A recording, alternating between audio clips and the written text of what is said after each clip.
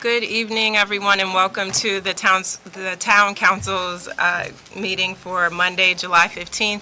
Thank you to those who are tuning in virtually, as well as to those who've joined us in person tonight. We are now called to order, which is the first item on the agenda. Next, we'll have the opening prayer. Councilmember Dixon, would you mind? Okay. God, we thank you for your love and we thank you for your mercy. God, we just want to thank you that we're here today. Father God, I pray that you bless our residents and our police officers in Jesus' name. Amen.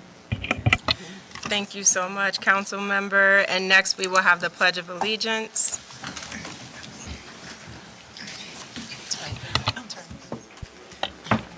Oh, okay.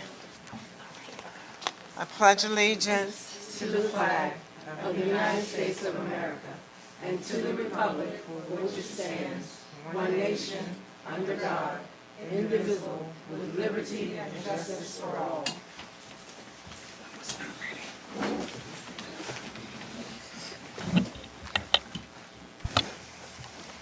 At this time, we'll move on to the next item on the agenda, which is the approval. Is there a motion to approve? So move. Moved by Councilmember Dixon. Is there a second? Second. Seconded by Councilmember McBride. I would ask for one addition under presentations. We had planned for Ms. Ruby White and would like to just make sure that's on the agenda. Any concerns with that from the council? All right. So with that, we'll go to the vote. All in favor, let it be known by the saying of aye. Aye. Any nays? The ayes have it. Thank you so much. The agenda is approved. At this time, we'll move right into presentations, which I think most folks are here for, Chief, for you. So we'll turn it over to you at this time.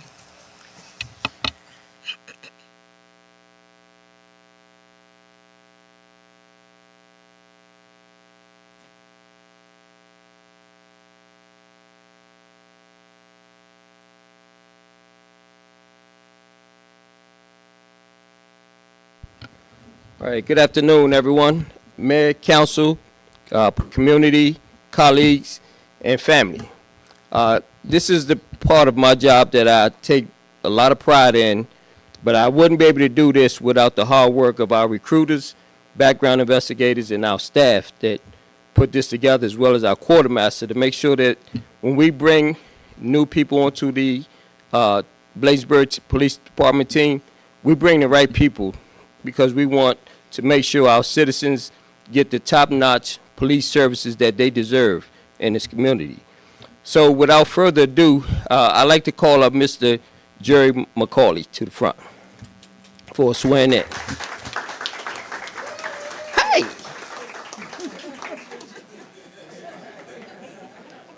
So if I can have Mayor James join me down in the front.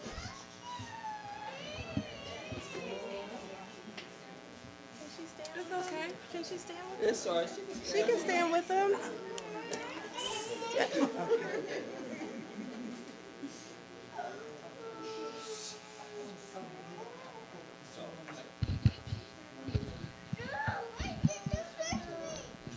Yeah, I'll do it right here. All right, he's the star of the show. He can stand right there. Yeah. So because it's being televised, And I'm going to share the mic so it captures both of us, if that's okay. But please raise your right hand and repeat after me. I, Jerry McCauley, Jr., I, Jerry McCauley, Jr., having been duly appointed having been duly appointed as a police officer, as a police officer, effective July 15, 2024, effective July 15, 2024, for the town of Bladensburg, for the town of Bladensburg, do solemnly affirm do solemnly affirm that I will bear true allegiance I will bear true allegiance to the United States of America, to the United States of America, the state of the Maryland, state of Maryland, and the town of Bladensburg, and the town of Bladensburg, that I will support the charter that I will support the charter and laws of Prince George's County and laws of Prince George's County and the town of Bladensburg, and the town of Bladensburg, and that I will obey and I will obey the orders of the governor the orders of the governor and the officers appointed over me, and the officers appointed over me, according to the rules and regulations according to the rules and regulations of the Bladensburg Police Department. of the Bladensburg Police Department. I will, I will, to the best of my skill, to the best of my skill, judgment, and ability, judgment, and ability, with diligence and faith, with diligence and faith, and without partiality or prejudice, without partiality or prejudice, execute the office execute the office of police officer of police officer for the town of Bladensburg, Maryland. for the town of Bladensburg, Maryland. Congratulations.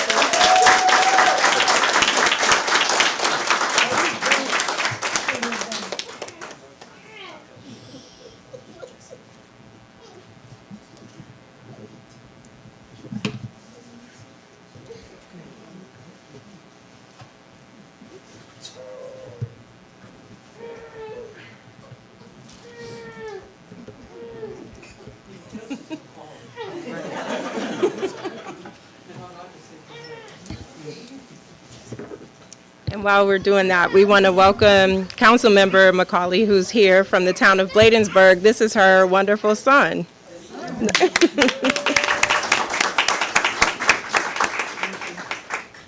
Thank you for recruiting for us, Betsy. This is how the Port Towns works together. All right.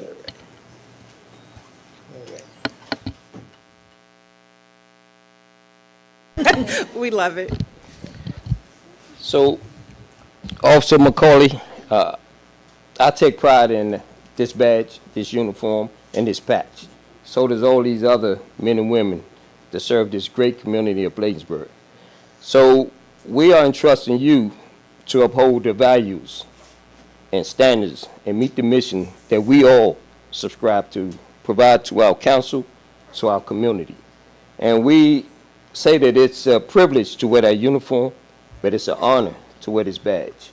So we take great pride in pinning this badge on you, but I know at this moment you would like for your wife to pin you, and if you could join us up to the front. But I just want to say congratulations. Thank you. All right, I know it's been a long wait, Yeah. but go ahead and stick them. He didn't take the trash out this morning. You know he did. Hey.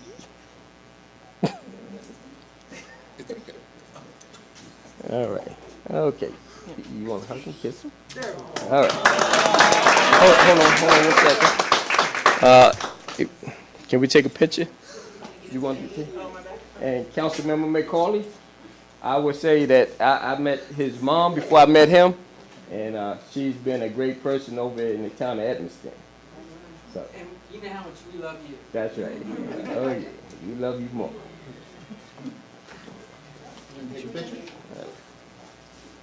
Can I get the command staff to join me up front? Did you go with that? Command staff.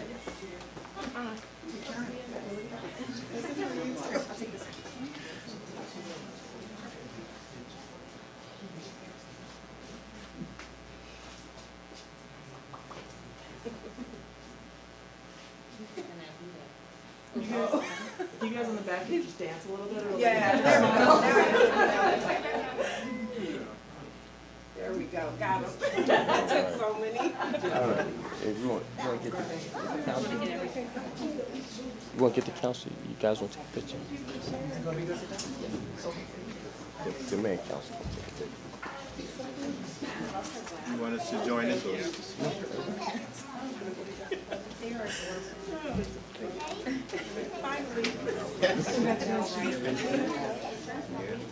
They did, yeah.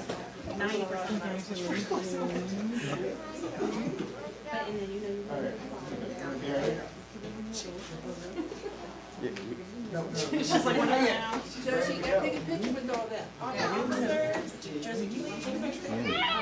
You guys want to get in the picture?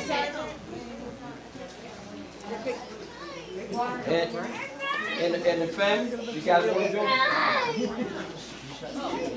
I'll be getting back.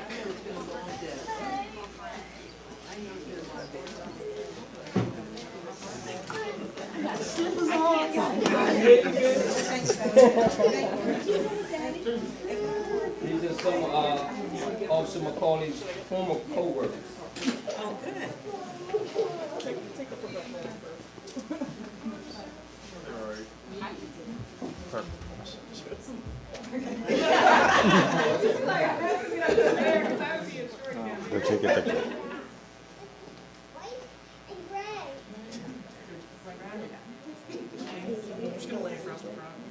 No, it's not a party night.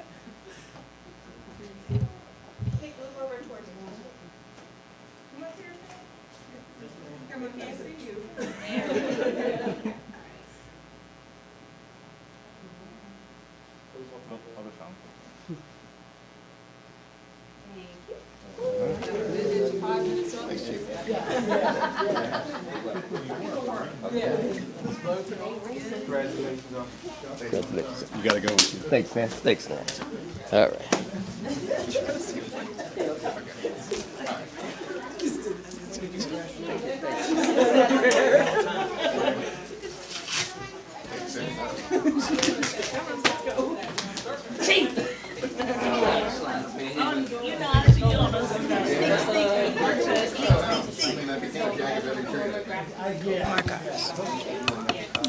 For those watching online, just give us a moment, and we'll be right back on schedule.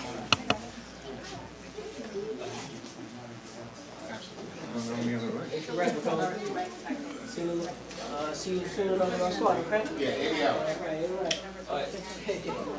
If you guys want to adjourn over to the annex, we are in the live council session. We'll meet you over there.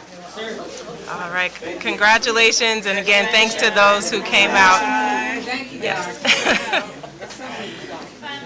So next up, we have another special presentation. I know.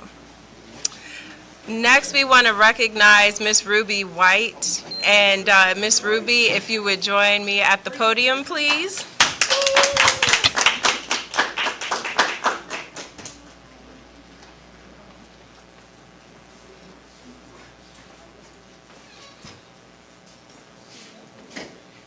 For those of you who don't know, this is Miss Ruby White. Now, I don't know how you could not know this, but she has been a wonderful staple in the town of Bladensburg for 15 wonderful years. She moved here in 2009 to take care of her mom, Miss Rosalie Jones, who is one of our centenarians, 102 this year as of April. And so Miss Ruby keeps her mom going. She keeps that building going.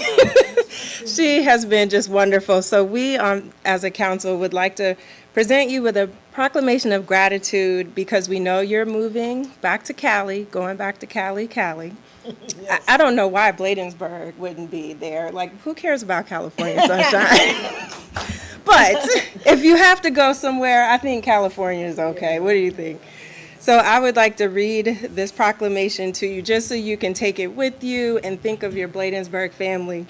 It says, Proclamation of Gratitude honoring Miss Ruby White, who has been a beloved resident of the town of Bladensburg, Maryland for 15 years, who is moving away from our community. And whereas Miss Ruby White was born in Orange, Virginia, September 25th, 1937, and has been a cherished member of our town for many years. Whereas Miss Ruby White is a devoted mother to her 5 children, Yvette, Sunny, Diane, Cheryl, and Crystal. And whereas Miss Ruby has made a significant contribution as manager at Long's Drugstore in California for many years, and then retired and went on to be a dedicated home health aide in her retirement, until she moved to Bladensburg to care for her wonderful mother, Miss Rosalie Jones. She is always caring for those in need with compassion and kindness. Whereas Miss Ruby White has been an active member of the Friendship Missionary Baptist Church, where she has shown unwavering faith and commitment to her community, and whereas the Bladensburg community sends our gratitude to Miss Ruby White for being a valued and diligent member of the town, serving as a member of the Ethics Commission and president of the Newton Green Tenant Council.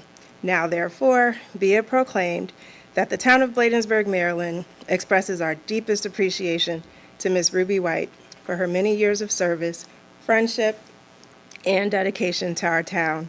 We will miss her presence dearly, and we wish her all the best as she embarks on a new chapter in Merced, California, but Bladensburg will always be her home. Thank you so much. You're so welcome. So that's a little something for you. And we also have a goodie bag for you. Okay. So as you're packing for this trip, you will not forget about us when you get to your new location. Thank you So very much. again, we just wanted to express our gratitude, Miss Ruby. You have been amazing. Council members, would you like to express any remarks for Miss Ruby before she makes her big move?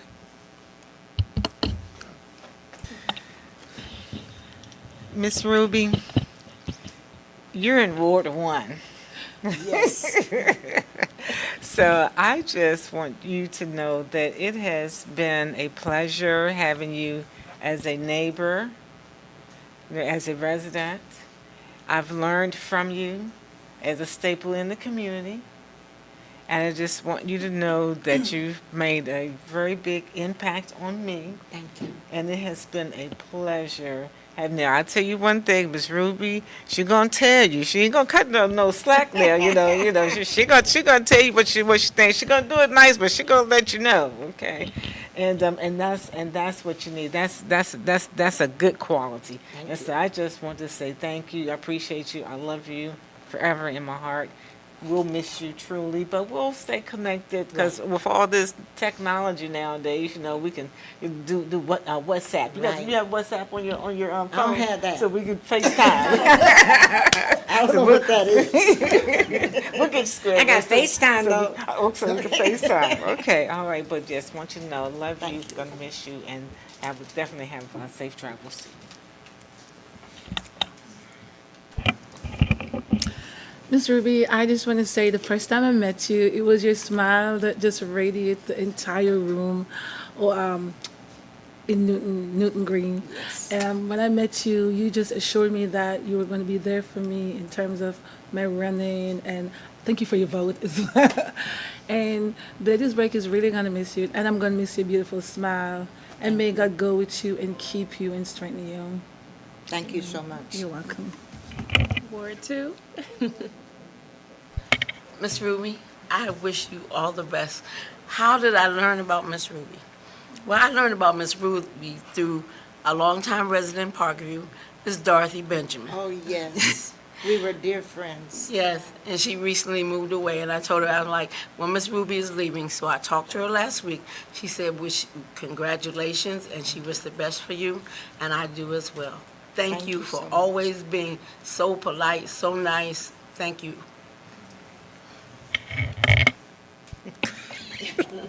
Hi, Miss Ruby. Hi, honey. I mean, you're the heart of Newton Green. I work with you on many occasions, trying to bring all the seniors together. Wherever you go, make sure that if you visit a senior building and spread that same love I will. and sunshine there as well. And don't forget to tell them about Bladensburg. I will. Would you like to say a few Sure, words? sure, Okay. sure. Let me hold your goodie bag. Okay. This has been is this on? I don't really need it. I got a big voice. It has been a pleasure for me to live in Bladensburg, Maryland. I never knew it existed until I got here.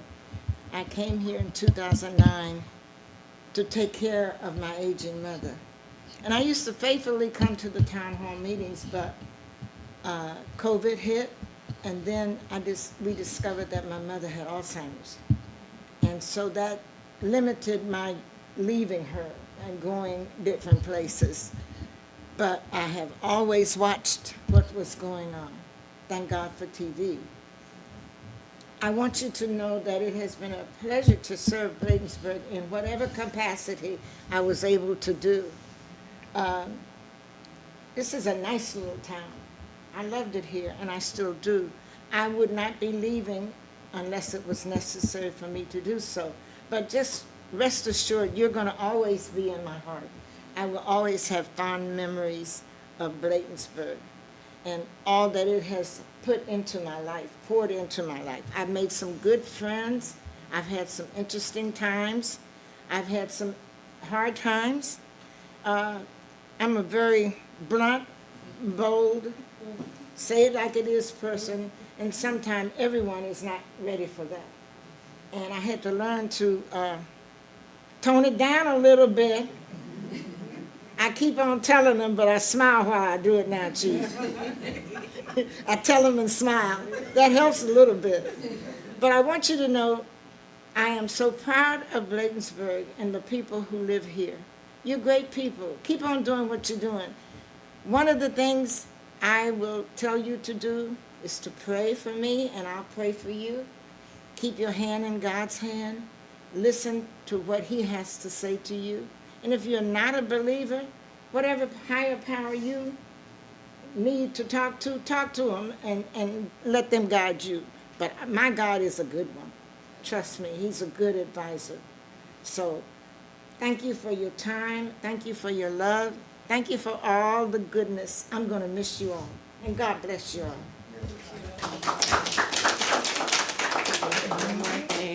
And the last thing is, in our community, we always say, give you your flowers while you can smell them. And so these are for you. They may you so last much. just up until moving day. Thank you, baby. Thank you so much. You're welcome. Give Walter a hug for me.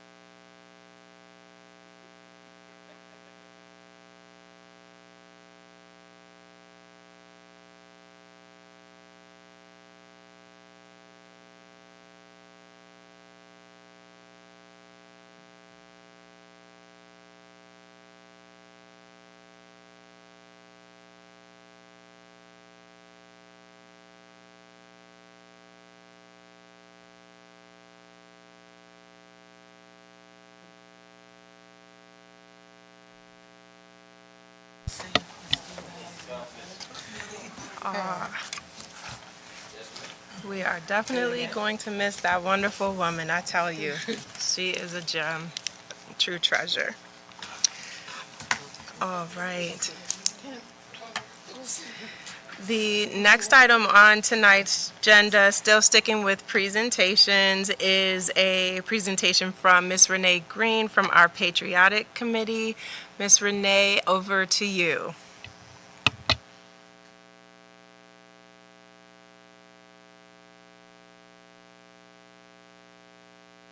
Good evening, Mayor James and Town Council and staff. Good evening. Good evening. The fireworks celebration on July 5th was a huge success. Everybody seemed to have a great time. I think it was maybe the hottest day of the year so far, though. I was at the town booth, and we had a lot of giveaways and everything. There was nothing left. Everyone really liked the cowboy theme, and the cowboy hats and the cowgirl hats were a huge success. People loved them, and they went like hotcakes. So that was fantastic. Now, the next thing that we have going on will be the 210th anniversary of the Battle of Bladensburg, and we're having the ceremony on Saturday, August the 24th at 11 o'clock at the Battle of Bladensburg Memorial. We do have a guest speaker. The guest speaker is Glenn Johnson. He is a history professor from Stevenson University. So we're very excited about him being our guest speaker. We'll have a lot of magnets and giveaways, the keychains for the Battle of Bladensburg 210th anniversary theme. They're very nice. I've seen them. They're wonderful. And there'll be plenty of refreshments, and hopefully we'll have hot dogs and everything for people to eat. Elizabeth Seton High School Choir will be performing at the event. So we're very excited about the memorial celebration and ceremony on the 24th. We look forward to seeing everyone there.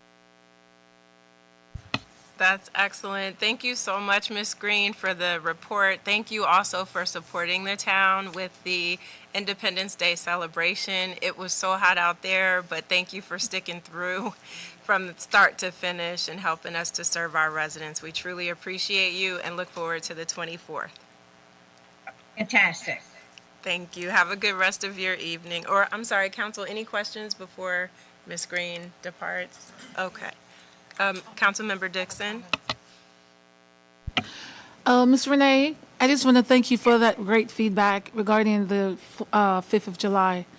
I really appreciate that. Good to hear that we have great feedback. Thank you. Oh, it was wonderful. It was a great evening. Excellent. All right, so that concludes the Patriotic Committee update. That is the final presentation scheduled for tonight. Next, we'll move to item 6, with the approval of the council meeting minutes for June 10th, 2024. Is there a motion to approve? Moved by Councilmember Brown. Is there a second? Second. Seconded by Councilmember McBride. Any questions or clarifications to the minutes? Hearing none, I'll call for the vote. All in favor, let it be known by the saying of aye. Aye. Any nays? The ayes have it. Thank you so much. And then next, we want to just follow up to the notification that was posted for our June 20th closed session meeting.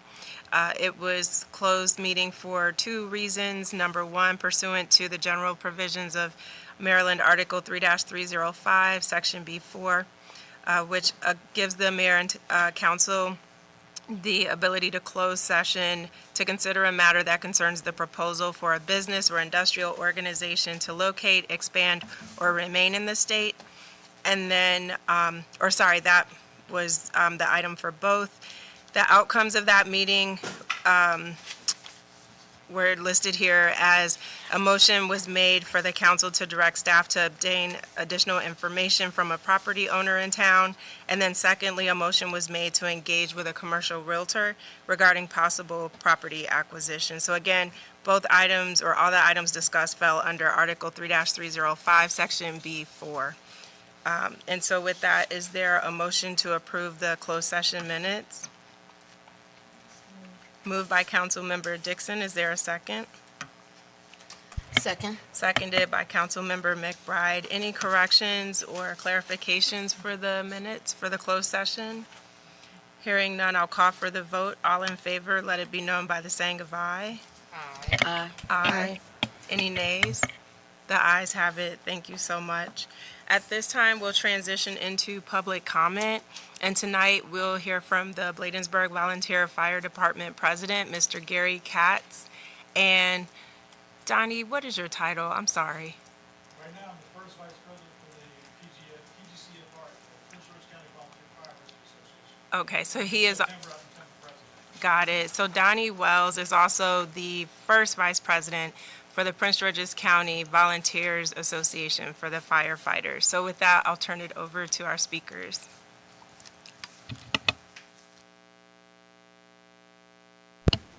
Thank you, Madam Mayor. My name is, for those that don't know, my name is Gary Katz. I'm the president, deputy chief, and while Chief Sumner's on vacation, the acting chief. I don't know if that's good or bad yet. Tonight, I brought a couple of the statistics. I like to try to come at least quarterly, either myself or the chief, and give out those statistics. And then I brought he's also our vice president at the firehouse under me. along with the other array of things that he just mentioned, to answer any questions about the other things that are going on inside the county with career staffing and how it's affecting the county volunteers as a whole, since he's fallen into that position of head for all the volunteers. For the first 6 months of the year, the fire department ran a total of 2,203 calls. That is total calls across the entire county. And those are call numbers before the county removed some of the career staffing from what we consider the 4th Battalion, which is Bunker Hill, Bladensburg, College Park, Berwyn Heights, Riverdale Heights, and Greenbelt. Those are the ones that affect us specifically. Since then, just in the month of, where's my total for January? Just for the month of July so far, we have ran 166 calls throughout the entire county. As far as way as Bowie is the farthest one we've gone to. Since the July 1st removal of career personnel, we're going upwards of Lower Beltsville into Bunker Hill a lot more, and all the way to Greenbelt, and farther into 38 Chapel Oaks, and actually farther than that. 20. Actually, yes, we were down in Silver Hill a couple times already, with both the ambulance and the fire trucks. Just to give you all a rough idea on the savings that the county is working on, a regular employee, of a 40-hour employee, 160 hours a month. 160 hours a month is 20 shifts, which is a total of, for the first 6 months, 960 hours. A firefighter position is 24 hours a day, 1 day on, 3 days off for Prince George's County.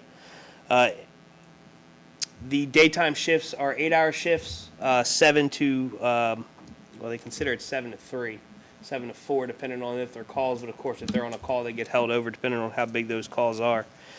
That comes out to 192 hours for the month for a 24-hour shift, and for the 24-hour shifts, for a total of each individual career member minimum staffing at 1,152 hours for 6 months. This does not include mandatory overtime or the overtime that's built into their actual schedule. As most people know, you're working 24 hours, you get paid for those 24 hours. But that's their base pay. Our volunteers that are currently living at the firehouse, the biggest ones that are running the calls, the ones that are gracious enough to not have jobs when they can afford to, they usually pick up stuff at bouncers, security bars, stuff like that. Our highest one so far for the first 6 months of the year is at 3,033 hours. Just for the month of July, he is currently at 63 hours. And that fluctuates depending on, such as myself, who doesn't live there. I come in, I'm probably there, at the actual firehouse, about 48 hours a week. That doesn't include the hours that I put on at work, after hours, and other stuff such as that. Meetings are a big one. The way it's affecting us mostly is we are running farther. Our ambulance is out longer. Our engines are out longer. They're going farther away. The hospitals in, let's say, Silver Hills area, the closest hospital down that way is Southern Maryland, and I guess that's considered Clinton.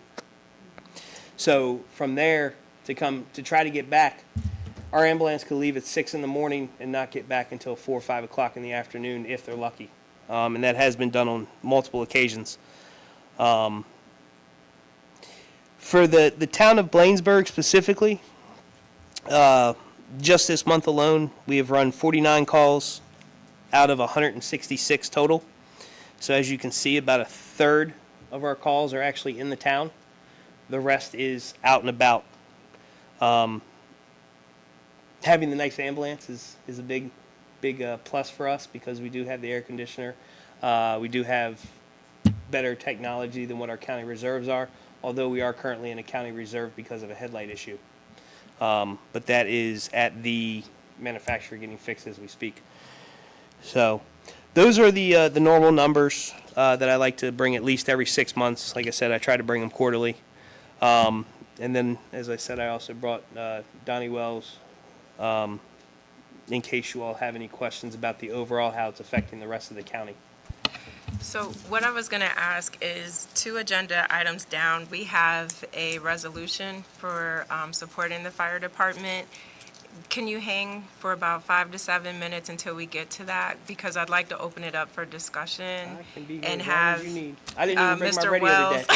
Oh, because I was expecting you to run Nope. and hit the door No, like normal. there's enough people that Okay, are. okay. Actually, the fire truck hasn't been there since about 2:00 this afternoon, so there's no one for me to to even go on a call for. Because unless the fire truck is on the call, the chief can't go anyway. So I see. even if something happened right across the street, I wouldn't be allowed to go because our piece isn't on the call.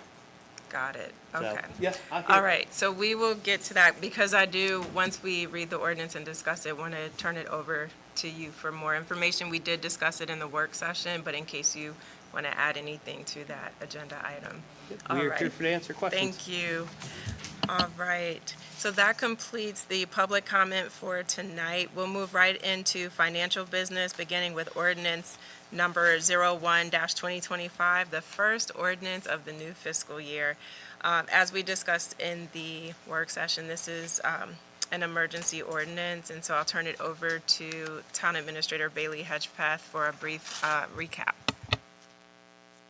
Thank you, Mayor, Council.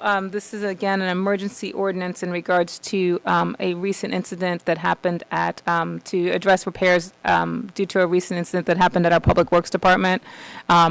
We had a vehicle strike our Public Works Department building on July 4th, 2024. This vehicle caused significant damage to the front of the building. Actually, I have photos. I don't know if the council would like me to show them, but I can put those up on the screen if I can get them large enough. So let me try to make. If you could, it might help for those who are watching Yeah. online to be able to see. Okay, Since we so- didn't show them in the work session. So I will share that so that I can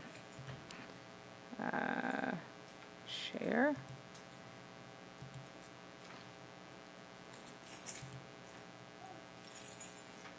All right, so this is the initial damage that occurred to the Public Works building. The very front of the building was hit in the middle, and this actually shows it with the supports, which actually doesn't show it fully caved in. We've had supports that have been added to the building by Ernest Mayer. They actually came out within a day. They came out within 2 days on Saturday. The 6th, they came in, they helped, and they put these in. But the vehicle struck the middle, which is right by that, sorry, I'm trying to get my, right by the center, by this ladder in the center. And that is, it impacted both the doors and the middle of the building.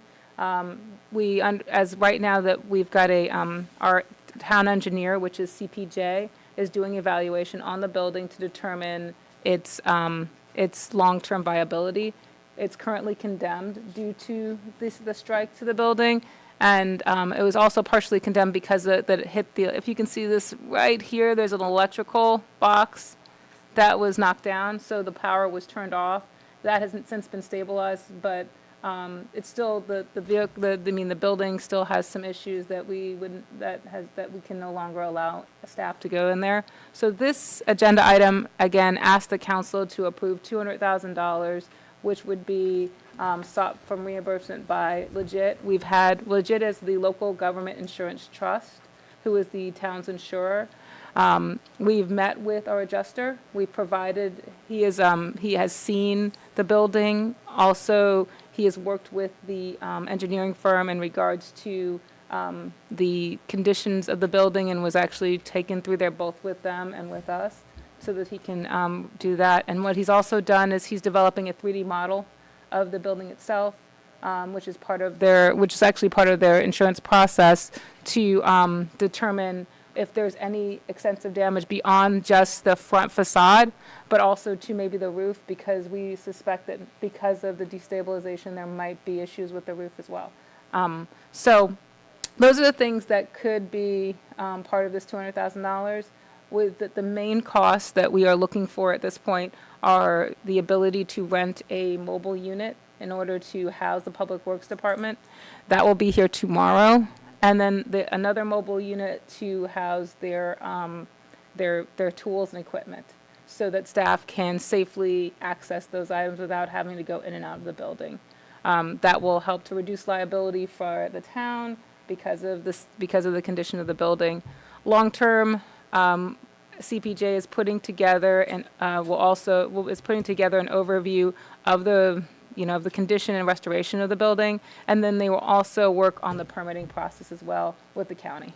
So those are just some items that we would be looking for in regards to the to this particular item, and I just will be here to answer any other questions you have.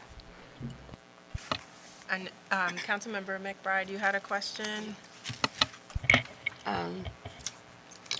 Ms. Hedgepeth, have the tools already been removed, or they have to go back into the building?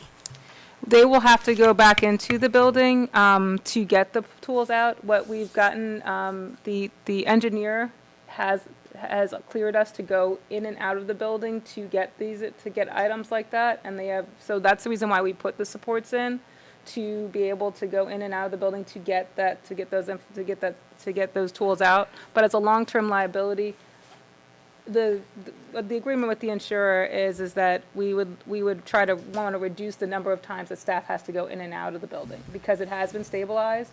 We just don't want we don't want to use that as storage and then for something to happen. So that's the reason why we are getting a storage locker, so that we can mitigate the number of times that staff goes in and out of that building. And after they start construction, they will not be able to go into the building. That's what we've been told by CPJ. So once they do start the construction, they have to have everything out of there. So that's why we're moving everything to a storage container. Thank you. Any other questions from the council? Thank you, Mayor James. How long will the report be ready? How long will the report take from CPJ? Did they give you a time frame? We've been told that we should have an initial report back in the next few weeks. So I'm looking to have a report back, I think, by early August. And once I get that, I will inform the council of that, as far as once we have the copy of the report. The reason why the emergency ordinance, we're asking for it now, is so that the council could allow spending during the recess period. So that's really the only reason why. And again, this is the top level amount. It's not for the full amount. And then what we will do is we will bring a detailed report of expenses and reimbursements to the council.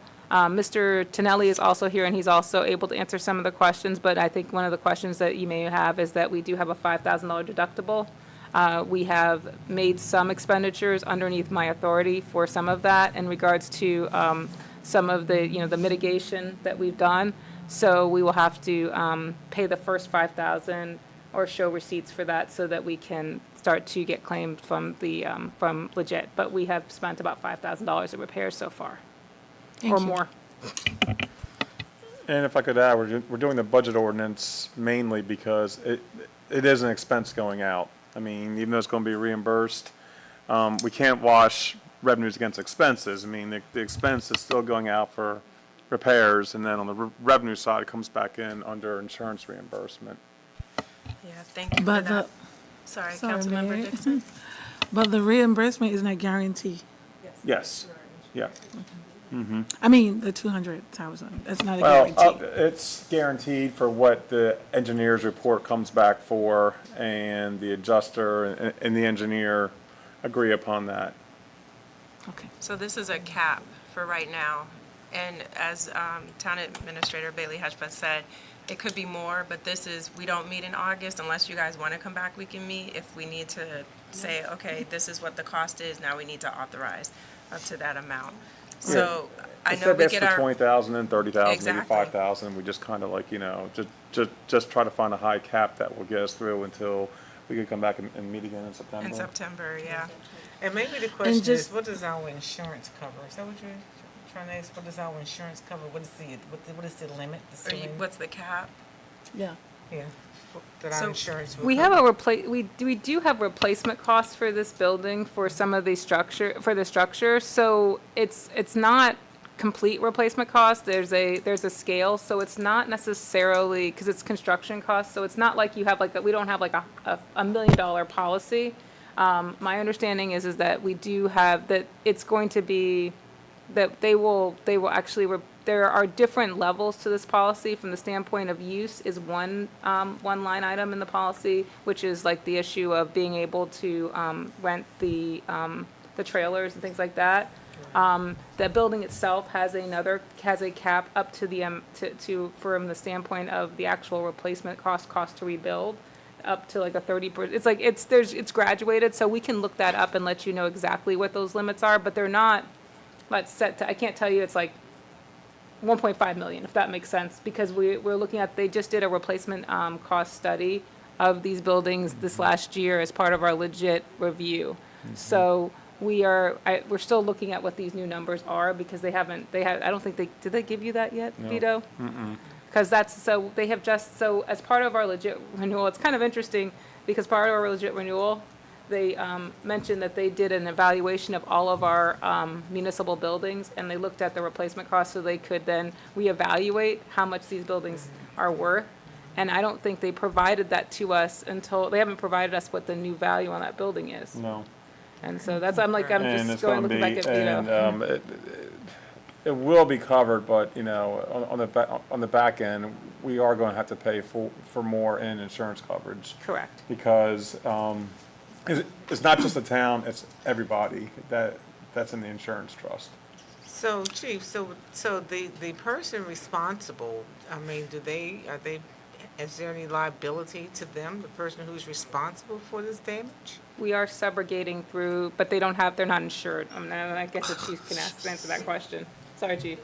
Sorry, you've answered it.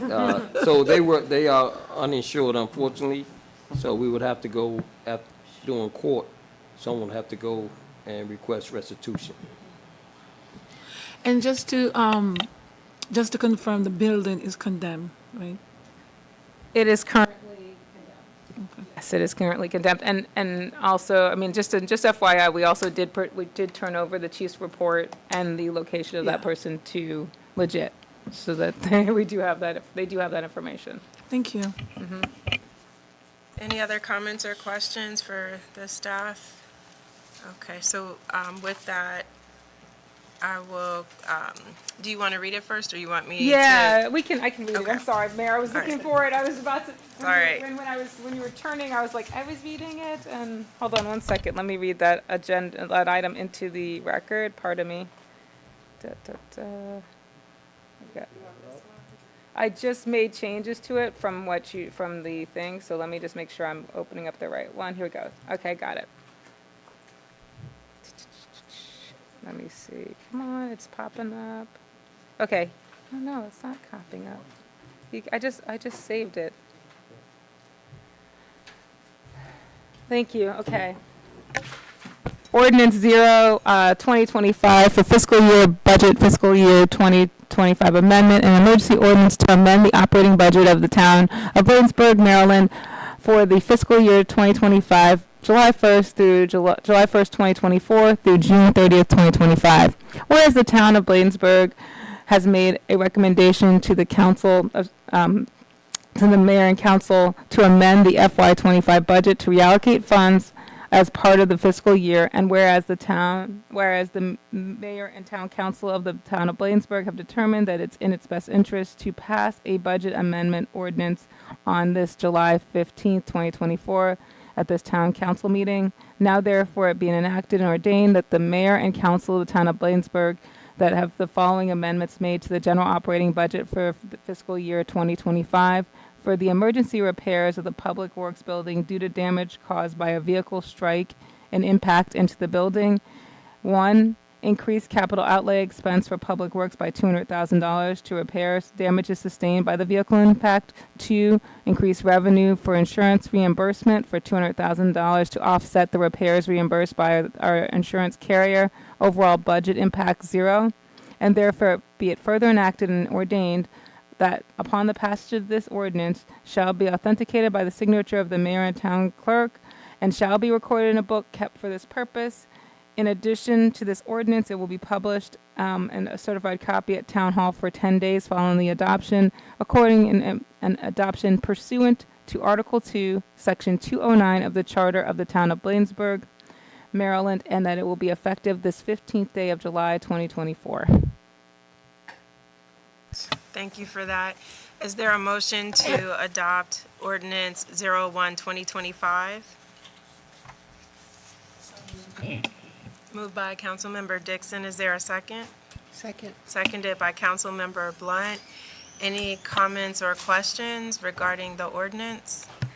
Hearing none, I'll call for the vote. All in favor, let it be known by the saying of aye. Aye. Any nays? The ayes have it. The ordinance passes. Thank you all so much, and thank you to the staff for putting that together. Next, we'll move to the second item under financial business, approval of a contract LSWG for the town's audit services for a 3-year term with the options to 2 1-year extensions. Town Administrator? Hi, Mayor, Council. This is our renewal of our audit. Mr. Tonelli will be able to provide you more details and information on the selection process of the audit firm. Mr. Tonelli? We sent the proposal out to 6 or 7 prospective firms that were pulled from Maryland Municipal League and also from Maryland Government Finance Officers Association. We got 3 responses, with 1 being a no response. And the 2 responses were between LSWG and Zelenkovsky and Axelrod. And based on the pricing per the bid spec, LSWG, which is also our current auditor, provided the lowest bid over 3 years. Just for their base services, LSWG was around almost half of what Zelenkovsky quoted. And now there was some additional services quoted for a single audit, which is federal funds in excess of $750,000, and also alternative compliance measures for the American Rescue Plan Act funds, and also for following with the state. But factoring all that in, LSWG is what we are recommending as the lowest bidder, and for this 3-year quote with I believe it's got a 1 to 2 year option as well, if we wanted. Thank you for that, Mr. Tonelli. Any questions for the staff before we move to vote on the audit contract? All right. Yes. Councilmember Dixon. Thank you, Mayor James. Mr. Vito, so to my understanding, per Mayor James, that we are moving into a new contract with LSWG because we don't want to stay buying to one person for too long. We rebid this after every 3 to 5 years, just to put it back out there again, and also to get possibly a different set of eyes on it. But they all really followed the same auditing standards and book, but it's a competitive bid process, and I said in the work session, we even put this out to our previous auditor, but they already have a full book of engagements right now for the June 30 clients like we are. Thank you. I actually asked this question so our viewers could understand the reason why we're moving into another contract with another company. Thank you. Yep. And just to clarify, though, it is the same current auditor that we have. It's just they had the best and lowest bid, but it did go out to others. Prior to our previous auditor, we had Zelenkovsky and Axelrod going back Years maybe ago. Yeah, I want to say 7, 8 years ago. Let me think. What's 2012, 2013? Maybe like 11. Yeah, it's probably 10 and 11 years ago. Okay, so more than That's what I was close, thinking, you know. but yeah. So Great memory. periodically, we do make the adjustment, but, I mean, in this case, they had the lowest and best bid for the price, so. With that, sure. With that, is there a motion to authorize staff to proceed with the contract for LSWG for town audit services? So moved. Moved by Councilmember McBride. Is there a second? Second. Seconded by Councilmember Brown. Any comments or questions from the council? Hearing none, I'll call for the vote. All in favor, let it be known by the saying of aye. Aye. Any nays? The ayes have it. Thank you so much. And again, thanks to the staff for working through the RFP process. At this time, we'll move into new business. And again, want to thank the fire department leadership for sticking with us.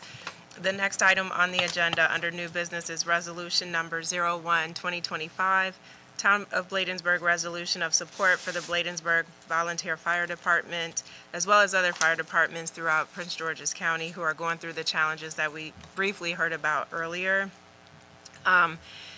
We can start with reading the ordinance if that's okay, and then once we get the vote opened up for discussion, if it's all right, Mr. Wells and Mr. Katz, I'll ask you to come up in case you want to share any background information for the public.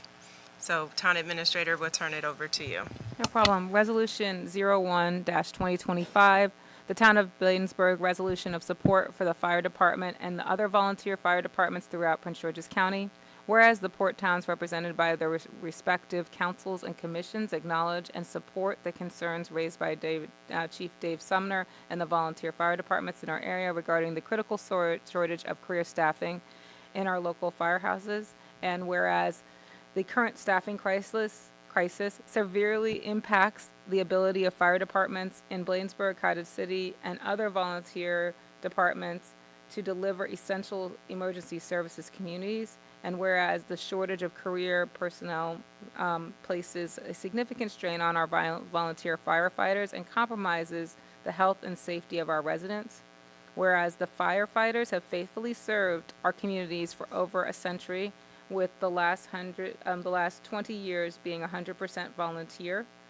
Yet, increasing demands and new training requirements have become unmanageable without adequate support, and resulting in delayed response times, increased EMS call volumes, and reduced effectiveness in the emergency service delivery. And the port towns have consistently supported our fire organizations, recognizing the invaluable contributions they make to Prince George's County through their volunteer work. And whereas the county's fire department has made some changes and is willing to meet with mayors and staff over the next few weeks to discuss these urgent matters, signaling a shared commitment to finding valuable solutions.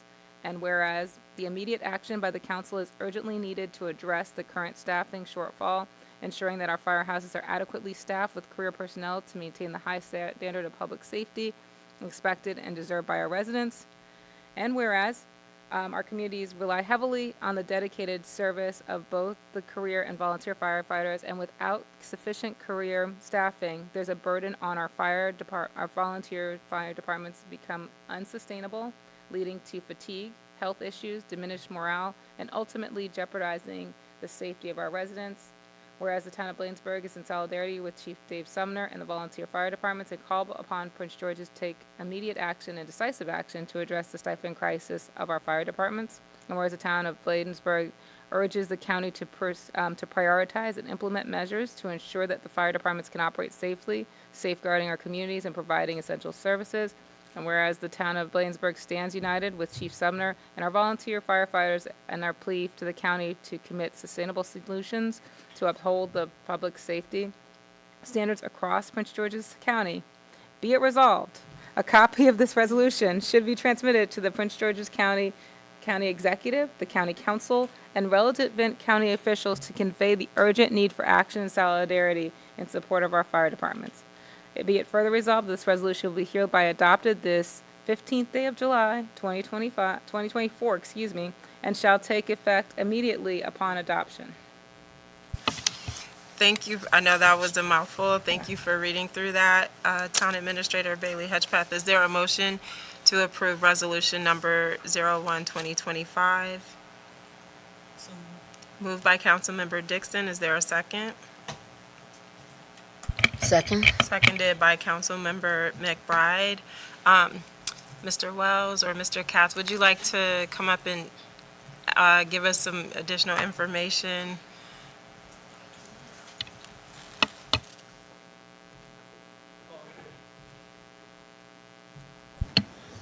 The only thing I'll say about it is just from Bladensburg itself, our call volume has gone up tremendously over the last 14, 15 days.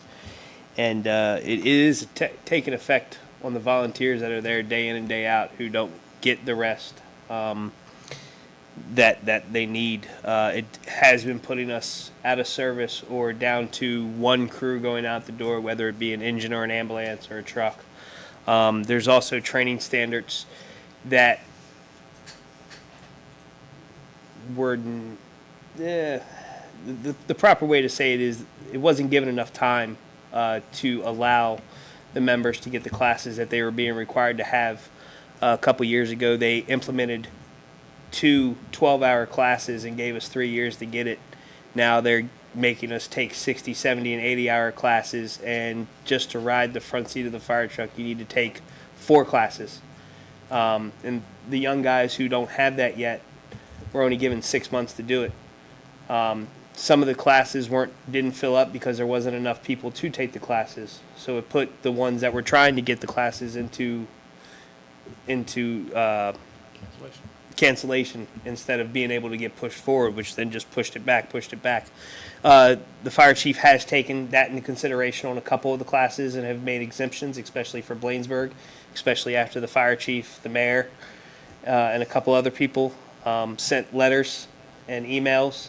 We actually got our last exemption at 10 o'clock the night of the company meeting. We were about to close, and we had to redo a bunch of stuff just because of that. So we are actively working to get that done from our side. We're doing what we can to get our pieces out the door. But if it does mean that it takes longer for you all to get another EMS or a fire truck coming into Bladensburg, it could just be because we're already out somewhere in another town or another half of the county. And it's just going to be longer to get the services to us or to the area. The future. I know First Vice President has a lot to say here. Oh, he does. Councilmember Dixon and I did go to the meeting last month with the volunteers in Greenbelt, so that was really helpful. Thank you guys for that invitation. Yes, and we greatly appreciate it. We greatly appreciate the mayors and the town councils that have stood up and backed us on this. Like the chief said, some of the things that we argued at the council about the training standards when it went into effect. And back then, the chief's council for all the chiefs in the county said, you're trying to push this through too fast, too soon. We don't have the classes. They were not set up. They were not set up through MIFRE. And we told her this. The chiefs told her this. The administration. And they're like, did not listen. Like he said, they've issued exemptions now on a case-by-case basis because they had volunteers going, we're not getting out the door. We think we don't have a qualified person to put in the front seat, even though the guy's been riding there for 3 years. He's not qualified by your standards at this point because you got to have a class. Little things like that. And she's not really communicating with some of the stations. She's meeting with mayors, she's meeting with councils, and she's not involving the townspeople, the fire departments of those same. Where we're hearing of meetings that are happening where she's not told the County Rescue Association, which we represent. Like I said, right now I will go in September as the president for the Volunteer Rescue Association. And we're not being told of said meetings.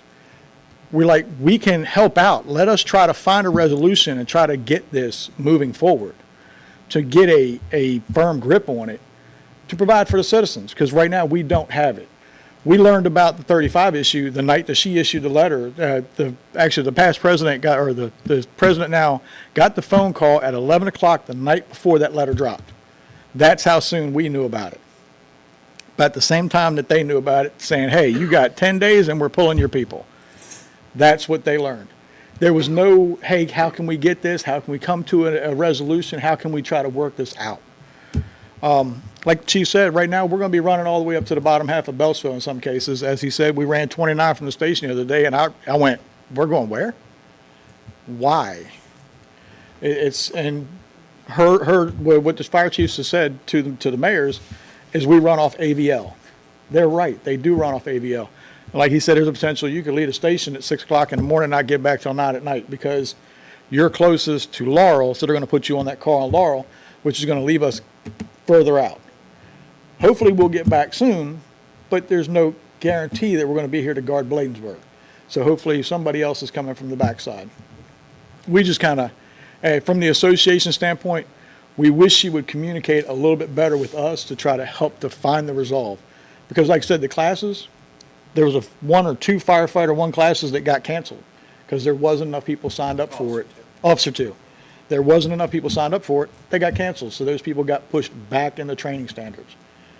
And we told, and like I said, Dave is on the Chiefs Council, and he argued with them, it's too soon. You give us another 6 months so we can get MIF-free, Maryland Fire Rescue Institute in College Park, or some of them are even looking at outside. To be honest with you, I know we've even looked at Bucks County to try to get our guys to go to Bucks County or go online through Bucks County and get some of these classes to get them under. But it's $1,200 a class that the county's not paying.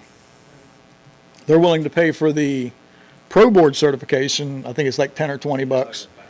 But if I send them to Bucks County, that's $12 to the department because the volunteers can't afford to pay that. And like I said, we got people over there working like Gary. We both got full-time jobs. I know he works 50 plus hours at work and comes down here 3 nights a week. I'm all over the place. And I work 60 hours at work because I'm only pulling like 3 to 4 hours overtime a day because I'm the only person at my job. But that's my personal life. That's, my own thing. But then I'm at meetings at nights. So we're all getting to that point where we're like, dude, you want more, but we can't give it. And honestly, the problem being solved for the career staff is being created for the volunteers. Correct. So, and I think there's a lot of things that can be could be helped worked out if we could get to the table. all the table, Yeah. everybody at the table. Because So I will an try example, I'll again. give you an example real quick. Prime example for you was years ago, they did away with what they called the M scale, which was your EMS only personnel in the county. A lot of your EMS only personnel in the county were like, I'm not going into a burning building. I retire. Now you have to be, Gary, correct me if I'm wrong, fire EMS coming in the door. You don't have an option. Not everybody wants to go into a burning building. Not everybody wants that. But they'll do the fireside. But I know one of the things they're putting on the table now is doing like DC and getting like a private ambulance company to come in and sublet out in that regard. But they did away with the M scale, which you would have more EMS only personnel, which is 80% of the call volume, to do EMS skills. And that would alleviate your firefighters having to do double duty on an ambulance. But they don't have that anymore. I'm like, bring back that scale. That would help with your EMS crisis at this point. But I don't even think they're looking at it. Yeah, that is helpful. Again, thank you. We'll continue doing what we can, and hopefully Appreciate it. this resolution and the letter of support that the Port Towns Commission and Council has approved along with this will help make a difference. And the meetings, reaching out for those will continue. Chief Green scheduled something, I think, for tomorrow. Invited me to that, and there's a couple other mayors that she invited. But to your point, and the point that I want to make is this is not the meeting I requested. What I asked for was a conversation with our chief and our council and staff because we need to solve for here. And it's very deliberate, it seems, having these conversations with electeds, but you don't want to have everyone else at the table. We're just talking. We're not getting to solutions, and that's frustrating, particularly when we have daytime jobs that we're trying to juggle along with town responsibilities. So I'll report out on that meeting tomorrow, but for the sake of time, we'll go ahead and move into the vote. The motion was made by Councilmember Dixon and seconded by Councilmember McBride. And so I'll now call for the vote. All in favor, let it be known by the saying of aye. Aye. Any nays? The ayes have it. Thank you so much. And please convey our gratitude to the volunteers who are continuing to keep us operational to the extent possible in these difficult times. The next item, Councilmember, did you have a? Yeah. And next we'll go on to 9B, the Memorandum of Understanding for Amen Trust as discussed in the work session. TA Bailey Hedgepeth, did you want to do a brief recap of that? Yeah, I will try to keep it to less than a minute. So Mayor, Council, this is an MOU between the town and Amen Trust in regards to a an architectural and engineering study with Encore Sustainable Architects. And we're asking that we enter in this MOU with Amen Trust for project management assistance and also in regards to helping us to contract with Encore for services. Encore, the difference regarding this one is this is an architectural and engineering services. I know that we've done several different plans on the Bostwick House, but this one is in regards to making as future uses for events center and for other things beyond what it's kind of being used now. So that's why it's a little bit different, and it will look at issues as far as engineering and systems that are within the building, which have not been done for a long time. This is only less than half of the bond bill items, and there will be a separate item in regards to stabilization projects, which will come as a different item in the next one. So. Thank you for that brief recap. With that, is there a motion for the approval of the memorandum of understanding between Amen Trust and the town of Bladensburg regarding the Bostwick House request for proposals for architectural and engineering services?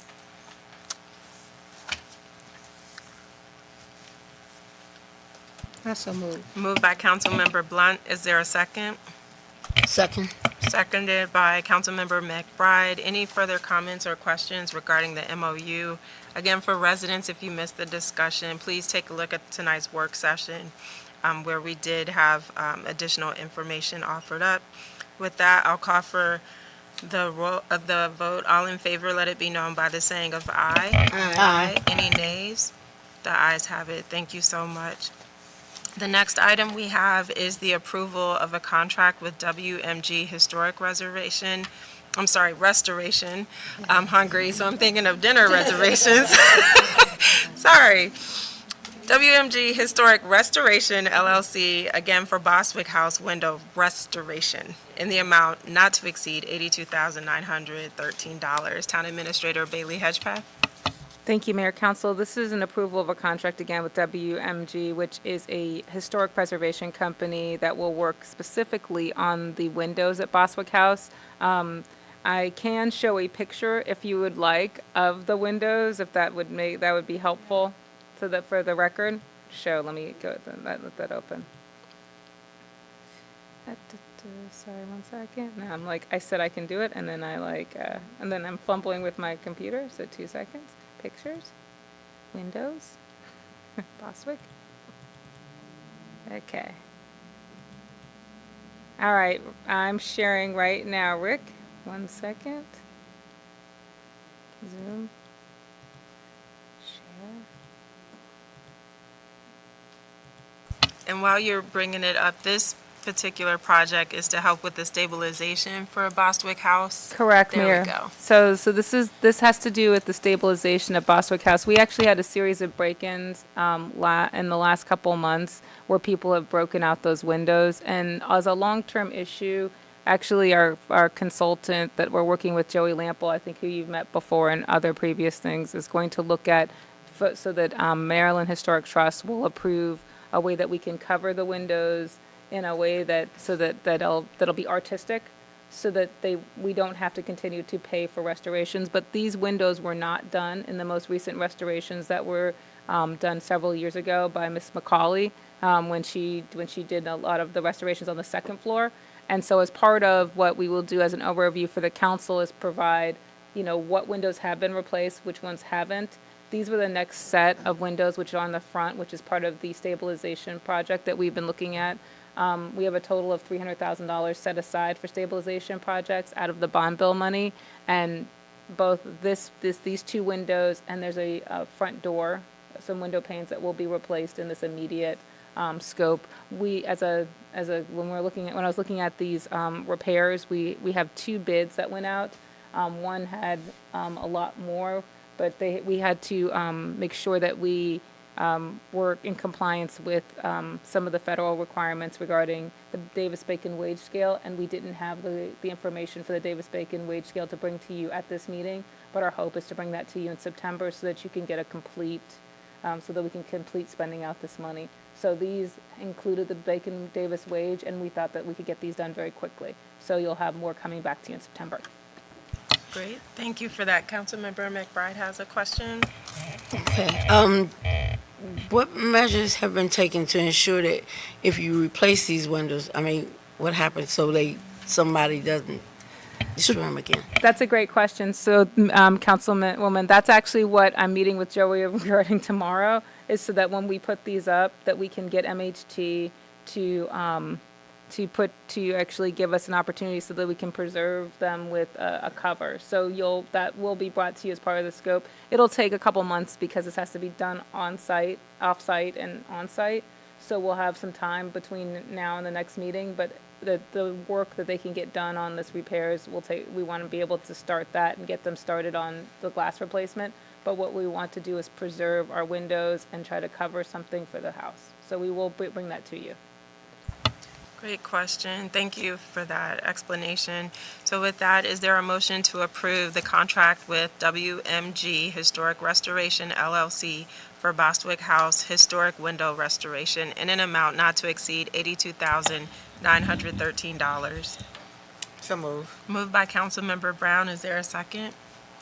Second. Seconded by Councilmember McBride. Any comments or questions for staff? Mayor, just real quick, I just want to say for those who are tuning in, is that we will receive a itemization of what's been done to the Bostwick House up to date from our staff. Thanks.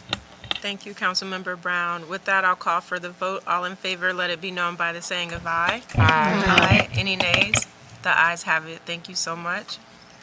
Next, we'll move on to the approval of a contract with Pronto Paving for parking lot asphalt replacement at 4217 Edmonston Road, the annex lot, in an amount not to exceed $12,800. Town Administrator Bailey Hedgepeth, did you want to give a recap before we move forward?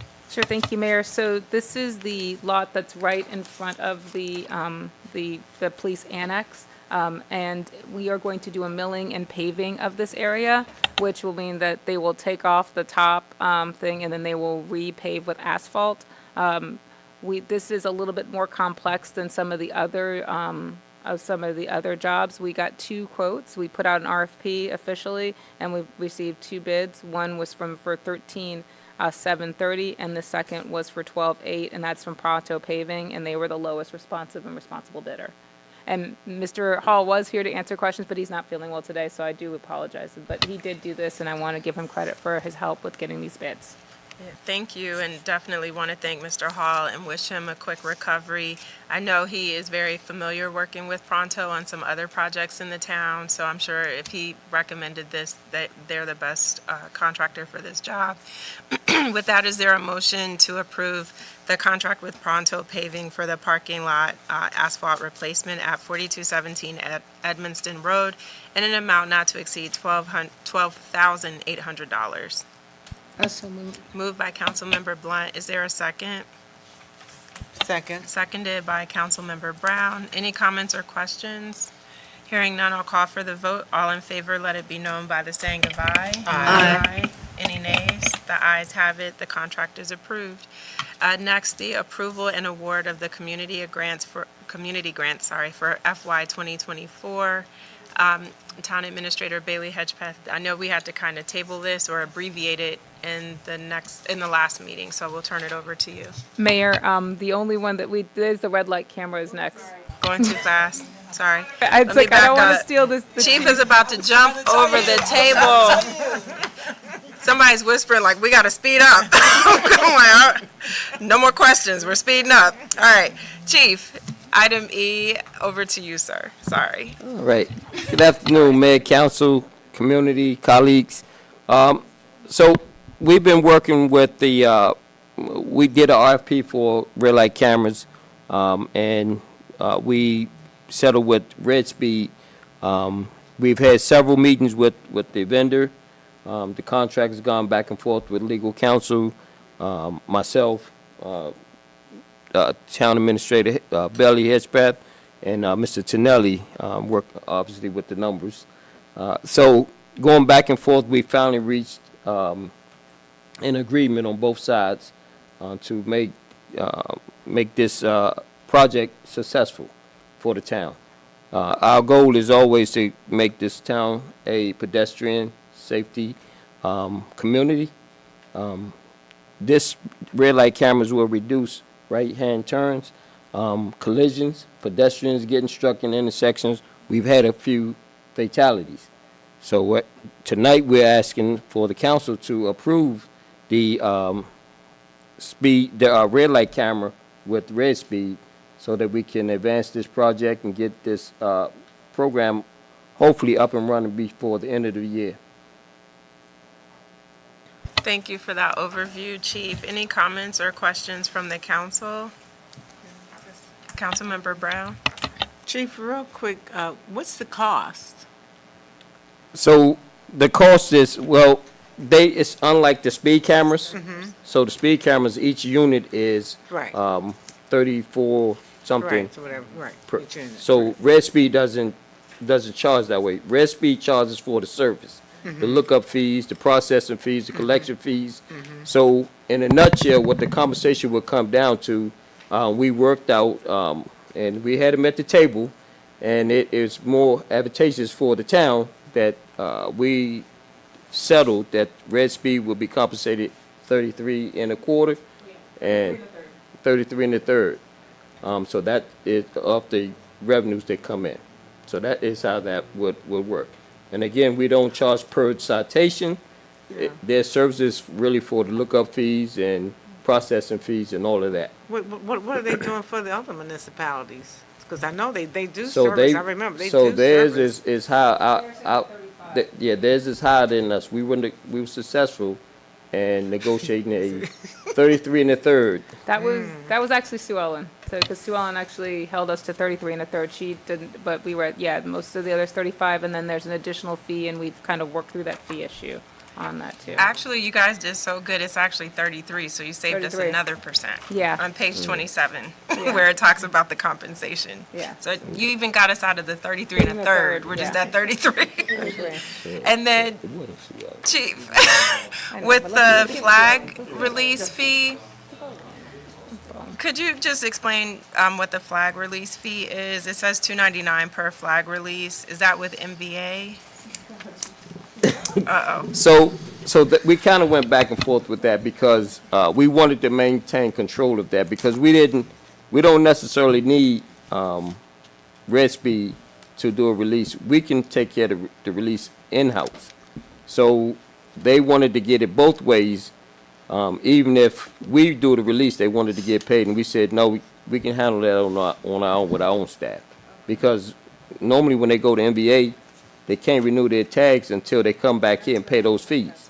So we didn't need Red Speed to handle that portion of the service, so we took care of that. That makes sense. Thank you, Chief. Any other questions regarding Red Speed red light camera program? I know for the residents, again, if you want to take a look at the work session where we talked about it a little bit more to hear more information, please feel free to play that back on YouTube or on Facebook. So at this time, I'll call for a motion for approval of a contract with Red Speed for a red light camera program for the town of Bladensburg. Moved by Councilmember Dixon. Is there a second? Second. Seconded by Councilmember Brown. Any comments or questions? Hearing none, I'll call for the vote. All in favor, let it be known by the saying of aye. Aye. Any nays? The ayes have it. Thank you.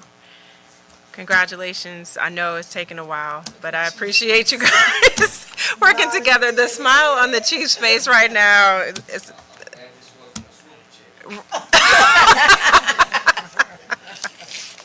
Would have just been spinning. All right, so now we jump back over to the community grants for FY 2024. Town Administrator Bailey Hedgepeth, over to you. Thank you again, Mayor, Council. I promise this is my last one of the day, I think. I'm sorry. It's been a long council meeting. So this is our, this is the community grant process that the town has put together in regards to, we have a total of $12,000 of possible grants. We have received 3 applications for $2,000 apiece.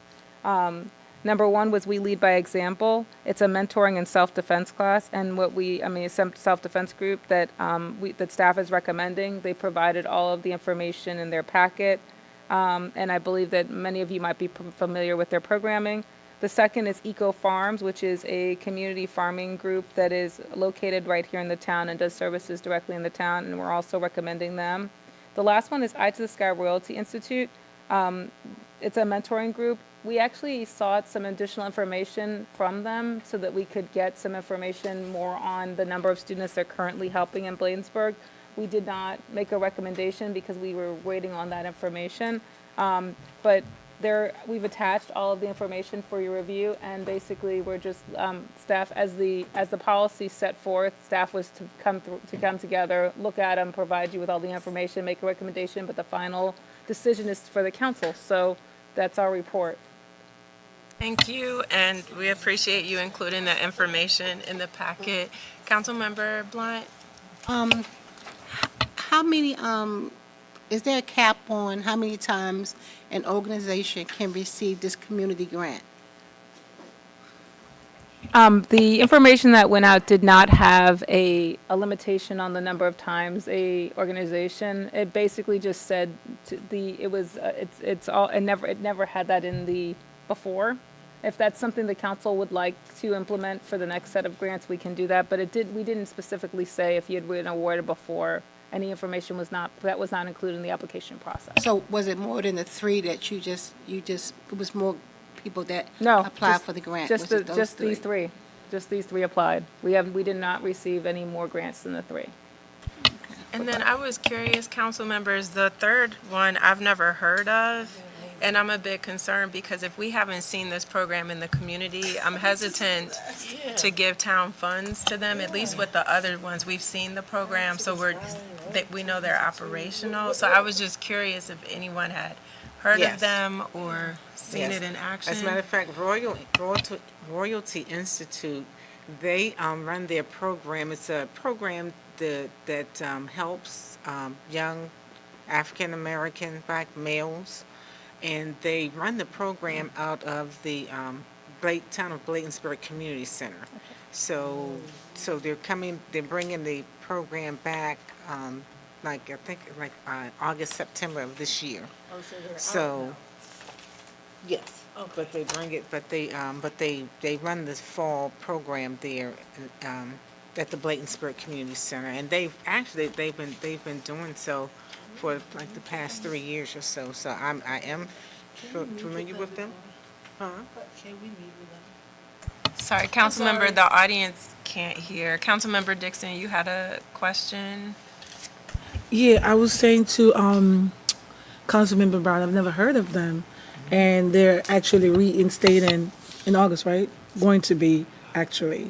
They're bringing the program back. So they do Back. the summer program in another municipality, and they're coming back to Bladensburg August, September to do the fall program in Bladensburg. But they've run their program out of Bladensburg at the Bladensburg Community Center, and we can get more details. Yeah. Oh, so Michelle, can we meet with them? I would like to meet with them to get to know them more. Familiar. We sent an email to actually get some more information because Yeah. I know that in their application, they put that they plan to serve 50 students. And Bladensburg out of that's exactly what their proposal was, is to serve 50 students. We just asked I'm sorry, let me repeat that again. As part of their proposal, they mentioned that they were going to serve 50 students out of the Bladensburg Community Center. We asked some information about that so that we could get better information on it. I also understand that they do have a social media presence. Mr. Jeffries did mention that. So just letting you know. So we did send out some information. We can bring that back to you, but we did ask but the process was a little tight between the council date and getting everything in. So they did submit on the deadline, but there wasn't a lot of time to do interviews with them before. So we can bring that back to the council. So would the council want to hold that until we get the additional information? And then their contact info is on the grant application form. So if anyone wants to reach out and just have the opportunity to meet them, understand more about the program, that could be helpful in the meantime. And then maybe in September, are we okay to do that? Because this is FY 2024. Can you hold it? July is the 13th month. I mean, Or do we, I could post it as a payable, Right. and we can determine after that if, you know. okay. Yes, Councilmember Okay, Blunt? in the near future, can we just talk about how many times we will allow our organization to receive this funds, allowing other people to be able to get a grant? Because I know some organizations don't allow a person every year for the last 6 years to get that money because it would show some type of favoritism opposed to someone else. So just something to think about. Yeah, I think that's a good point. I think it would be better for us if we had 30 or 20, even 10 people applying. But as long as we've been on the council, I think we barely get 3. And that's the challenge. Do you withhold and say just because you got it 3 times before? No, but we have no one else in the community who followed the process and applied for it. So I think, I see your point. You don't want to show favoritism, but I wish we had a scenario where there were 20 organizations applying, then it's more competitive. And that's just looking into your community. Yeah, To and find you're a out how many nonprofit now. nonprofits- Yes. To find out how many nonprofits, I know we are, but I would Yeah. never go after because we're finding Right. money. But my thing is, I know there's plenty of nonprofits inside of Bladensburg who just don't want to be bothered, but if they can see, I mean, it's up to them. Yeah. But my thing is reaching out to a lot of the ones who's not really, we haven't touched. And it's perfect timing that you bring that up, because now that we're in FY '24, now we have the fresh amount of money in the budget. So any that that you see they didn't apply for the last year, this is the time to let them know. We have $6,000 reserved in the budget for our community organizations, and hopefully this time around, to your point, is more competitive. And then it opens it up for other people, so it doesn't seem like, oh, this organization gets it every single year. I think that's just our challenge, it's the law of Yeah, 'cause numbers. I had one of the ones who reached back, because I did tell her about it, and she said, I guess maybe it was closed or something. or Okay. Someone told her she couldn't get it again, and I just Missed never the heard of deadline. that. So I don't It know. could, there was a There's deadline. So maybe that's what they, Yeah. and that's what she understood Yeah. would be, okay. I think it was So that's July what it is. 3rd. July 3rd. Yeah. So that's probably what she was speaking about, Yeah. like, huh, okay. Yeah. Okay, not a That would be the only reason why they couldn't get it in, is if it's closed and now the Okay. staff has to pull everything so we can review it. But other than that, they would not be turned away. And then Mayor, Uh, but what is the Councilmember- time frame that you normally get? So this one was done very quick. This was done at the last council meeting because I had never heard of this until we got to until we got to that last council meeting. So we put together the similar process. The one thing I've learned from this process, and I'll say to as an improvement, is that we're going to work on a different application so that they can submit it a little bit easier, and some of these attachments will be more, and then also I think that when I'm looking at it, a lot of the information, I use the process that we used before. Some of the information is duplicative, so I want to kind of reduce that, so it's like a lower barrier for people to apply, because I also realize that all the information we're asking for is a lot for a small organization. So if we can do just half of some of these things, that would make sure that they have their nonprofit and state, or if they have a fiscal sponsor letter or things like that. I think there's some things that we can make a little bit more user-friendly. So I learned something from this, and so once the new town clerk actually starts, we will improve upon this for the new fiscal year. So we will give more time. So it won't be just 30 days, it'll be a little bit longer. So. Yeah. Okay. So, Mayor, can I just real quick? Yes, Yeah. Councilmember Just Brown? Just really quick, because, and in light of time as well, and the town has been doing this for many years. And I will say, if an organization, if they come year after year and all of their paperwork is in order and they've paid their tax and they've done their due diligence and the 990 and all that stuff, I mean, I don't. Say that again. It's favoritism. When you're dealing with money, I mean, I know we might be different than most governments. But we're not maybe. showing favoritism because we don't. I'm not saying that you did, but I'm saying it would look and appear to Well, that you would if the process, like you said, it's only 3 people, Of course, you That's, go ahead and that's do what I'm it. saying. That's what I'm saying. If we have only 3 people But that's what she just applying, said, yeah. then it's not showing favoritism. That's what she just and said. I know. Yeah. That's what she just said. Okay, I heard, thank you. That's okay, dear. Yeah, I'm just, yeah. So, but yeah, so, and then if people, and they have their paperwork and they're doing their proper reporting, so. I just have one last, go ahead, Mayor. Councilmember Dixon? I just have one question for Michelle. In regards to this grant, when we're sending out, I know it's online, Ray do a good job. Do we send it out in the newsletter too, in the Chronicles, for our residents to see it? It did not go on this one, I think, because of the timing issue, but maybe it did. Did it go on time? Did it make it?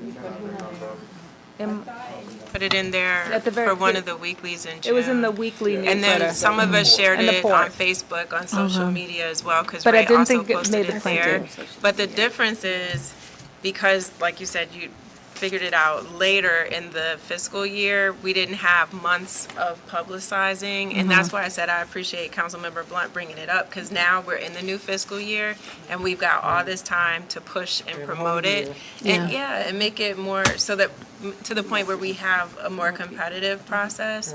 So again, thank you, everyone, for the comments. Thank you. So with that, is there a motion to approve the community grants for We Lead by Example and Eco City Farms in the amount of $2,000 each? So, I thought you was going.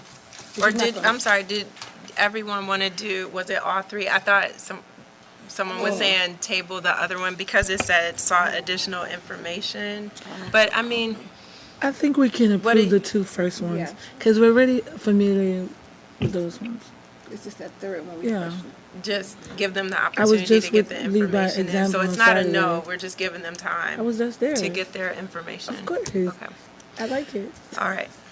So again, is there a motion to approve the community grants for We Lead by Example and Eco City Farms in the amount of $2,000? So moved. Moved by Councilmember Dixon. Is there a second? Second. Seconded by Councilmember Blunt. I think we talked about it previously, but is there any other comments or questions that need to be made into the record? Hearing none, I'll call for the vote. All in favor, let it be known by the saying of aye. Aye. Any nays? The ayes have it. Thank you so much. I know we received the legislative report in the work session. Is there a need to go back through that for this meeting, given the lateness of the hour? Okay, it is contained in the council packet for the residents, but during the work session, we did have a brief presentation from LA Perez Consulting regarding the 2024 legislative session. So with that, that concludes new business, and we're now into staff reports, beginning with our town treasurer. Mr. Tonelli? Well, I didn't include.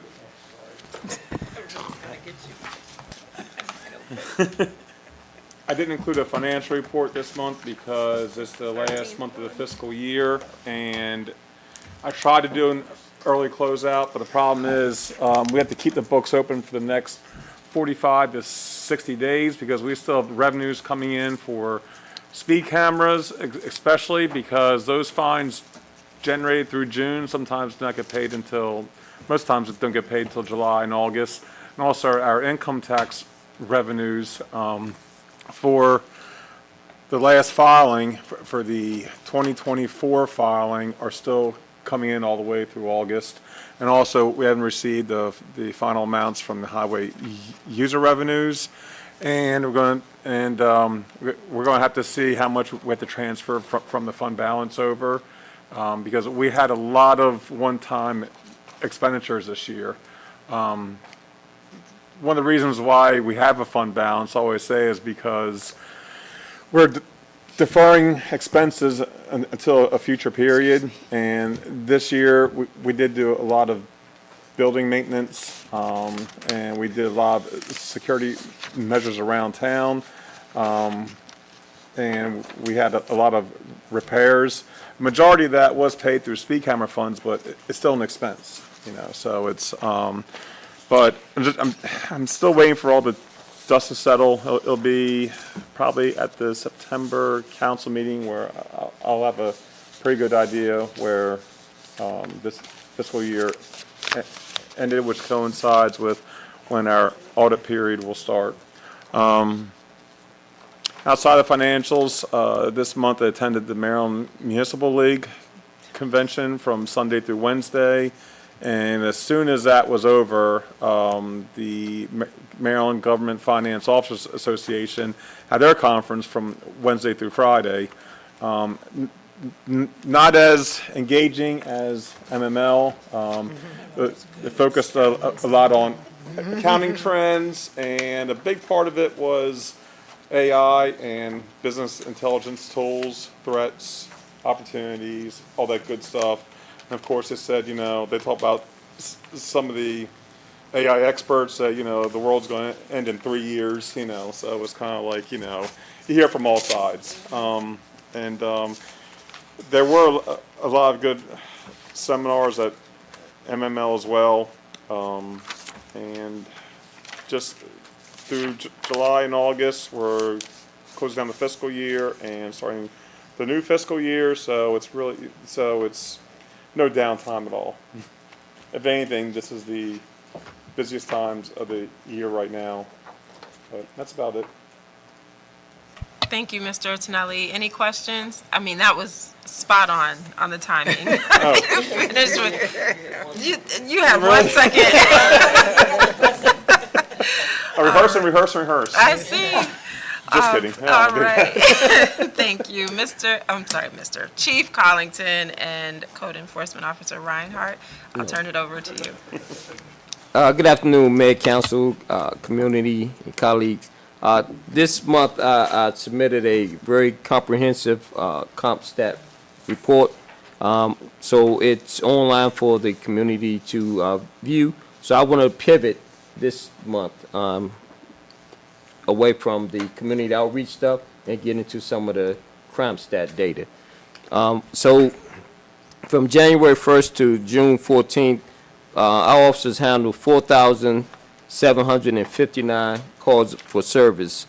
And, that's to be commendable for the service that they've done. I'm going to go down here real quick. This is a comparison from January 1st, 2023 to June 11, 2023. We had 72 arrests.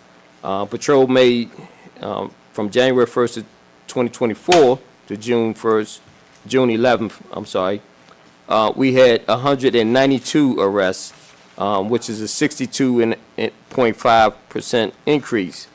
So when you break down the arrests by patrol, criminal citations in 2023, they had this same time frame.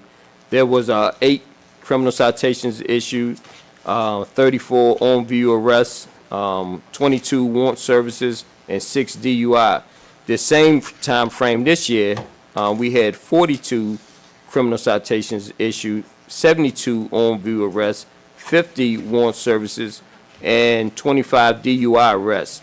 So we had, in criminal citations, that was a 425% increase. On-view arrests, 112% increase. Warrant service, 127. DUI arrests, we had 316% increase. So we come down and start talking about our Special Operations Division, criminal investigations. In 2023, they had 50 cases assigned. In 2024, they had 37, 30% reduction in cases, meaning that the crime was lower between the years. When you talk about the breakdown in cases that they handled, shootings, aggravated assault, carjackings, citizen robbery, commercial robberies, burglaries, the same time frame. Again, shootings, they handled 8 in 2023, aggravated assaults 2, carjackings in 2023 6, citizen robberies 8, commercial robberies we had 0 in 2023, burglaries 4. Same time frame, we had 5 shootings, 37.5% decrease. Aggravated assaults, we had 3. And that's my time. So my point, Chief, my, keep going. I don't want you to arrest the clock, so I don't want you to put the clock on arrest. so do you want me to keep going? Yes, please. Oh, okay. So I'll aggravated, defer mine 1 second to you. Vito gave me his 1 second. Okay. Aggravated assaults, we had 3, which was a 33% increase, one more than we had last year, is what it came down to. Carjackings, we had a 66.67% decrease in carjackings. Citizen robbery, we had a 12.5 decrease. We had unfortunately, 5 commercial robberies in 2024, and all 5 of the commercial robberies have been closed by arrest. So we have a 100% closure rate in our commercial robberies. And I want to give a shout out to our CID people for putting in the work there, as well as our patrol and SAT team. Burglaries, we had a 25% decrease. So we talked about creating SAT team, the special assignment team. Since its inception, they had 50 arrests. They had 10 arrests. Of the 10 arrests, 4 for felonies, 6 for misdemeanors. So I will leave it there because I want to give some others some time. But I just wanted to do a breakdown in crime stats to show the community and the council that our men and women are out there working day in and day out. They're working hard to keep this community safe. Chief, thank you for that, and maybe at the September meeting, if the council's okay with it, it'd be nice if you could do a presentation for us and then take us through the end of the summer, walking us through the crime stats. So that would include all the way through the end of August, early September. Would that work? I would love it. All right. So if I can indulge, Yes, sir. if the council can indulge me one last 2 seconds. I want to give a shout out to Sean Roger Reinhardt for his 20 years of faithful, dedicated service. So we wanted to recognize him at our awards banquet in May, but he was on vacation. So we had an all hands on deck meeting in July, and he had all his peers and colleagues there. So we presented him with an award there. But thank you. It's been a pleasure working with Sean. Excellent. Thank you for 20 wonderful years of service. And with that, over to code enforcement. Thank you. I'd love to say I put another 20 years in Bladensburg in the future. I can't guarantee it, but it was a pleasure. It's been a pleasure these past 20 years. I'm going to keep my code report very brief because the chief's stuff was very much more important than what I got to say. I just want to put out, this month has been very busy for code enforcement. We've been redoing our business license renewals. So we've been issuing every apartment complex and businesses in town their renewals. So far, we're probably have, I'd say about 85 to 95%, 85 to 90 of them returned now. Another big highlight, I was also had the privilege to attend the MML conference with the mayor and council and other staff. There's quite a bit of education gained there. Great classes that were given. And one of the last things I want to say is, especially with the heat that's happened in the last few weeks and stuff like that, please check on your neighbors, especially your elderly neighbors. Some of them don't have air conditioning. Just make sure you check on them, make sure they're okay. And anything that, the town can do to kind of help out, we'll try to help out also. But that completes my report. Thank you. Thank you, Code Enforcement Officer Reinhardt.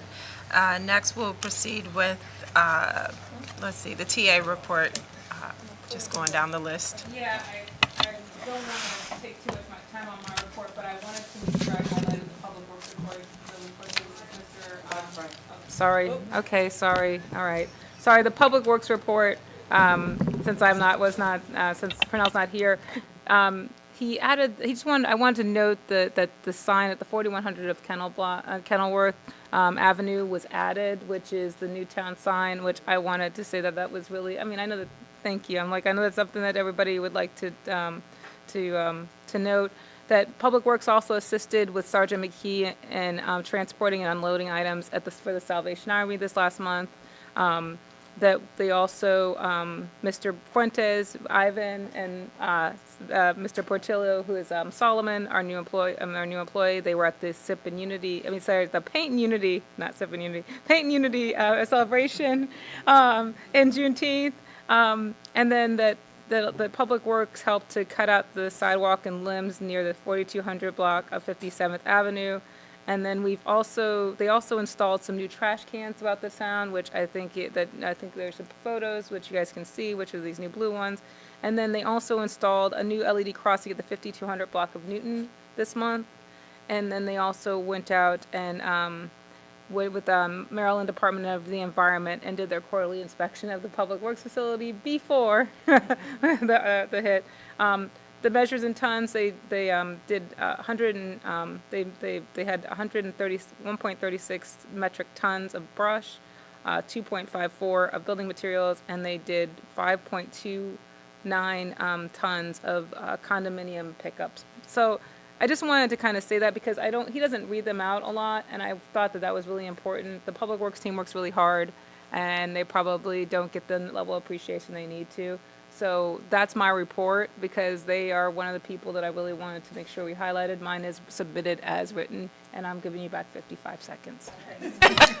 Thank you for highlighting Public Works. I couldn't agree. We need to acknowledge their hard work. In this heat, they have to be out there. I know they adjust hours as needed, but they're still getting the work done, mowing the grass and doing all the other things that need to be done. And a special thank you for those beautiful Town of Bladensburg welcome signs. They look amazing. And that curb appeal that Councilmember Brown was talking about a few months ago is great. It's actually great to see it in action. So thank you for that. We'll now jump to Mayor and Council reports, beginning with Councilmember Brown. Okay, as we go out, Mayor, I'm going to go first again, but September, I'm not going first. No, but I'm going to make mine really, really quick. I've attended a host of events. We did the Edmonston Day Parade, Juneteenth, MML, food giveaway, and Newton Green Port Towns meeting. But I do want to say that starting in September, we're going to come back with the community meeting. And so the community meeting will be inclusive of public safety as well. So instead of calling it the public safety meeting, because we want the community to know that, hey, come out and talk about whatever issues or concerns that you may have. So it's going to be the community meeting in September. And also, I just want the residents to know and understand that that's what this forum is here as well. Is every month we are here for you all to come and to meet with us and to talk with us. So I just want to say stay hydrated and you all have a safe summer, and we'll see you back in September. Thank you. Thank I'll you. give back 142. Okay, thank you, Councilmember Brown. Sticking with Ward 1, we'll go to Councilmember Dixon. Thank you, Mayor James. Good evening, everyone. Good evening, residents. I want to say congratulations to you, Sean, for your service of 20 years. Just know I appreciate you. I do have a couple of events myself. I'm going to keep it really short. Mayor James and myself, we had a meeting in regarding our Boys and Girls Club that we're trying to develop for the town of Bladensburg. I attended the Port Town sector plan meeting, American Bloom at Boswick House. Mayor James and myself attended the Prince George's County Fire Department meeting just to gain more insight of what was actually going on over there. I attended the MML conference, which was very insightful. The classes were amazing. I attended the District 47 third annual health fair. I actually had a brief conversation or brief meeting with board member Shayla Adams Stratford in regards to the Bladensburg Elementary School. I will have more details on that once I hear back from them. Had a meeting, Mayor James and myself, meeting with our resident Marlon Cruz, who would like to spread the Latino. He's trying to spread a Latino awareness or a Latino political empowerment, actually, to empower the Latina communities, because basically he thinks that, or he feels as if the Latino are not included in a lot of stuff, local politics stuff. I attended the Juneteenth in the Park, Port Town Quarterly meeting, and apartment manager roundtable. And I had a meeting with Michelle. I had a meeting with Michelle and Ray in regards to our event that's coming up in October. Actually, October is the month of domestic awareness, and we will be having the town of Bladensburg will be having a event. And as always, community check-in with my resident. Thank you. Thank you, Councilmember Dixon, for your report. Next, we'll go to Councilmember McBride.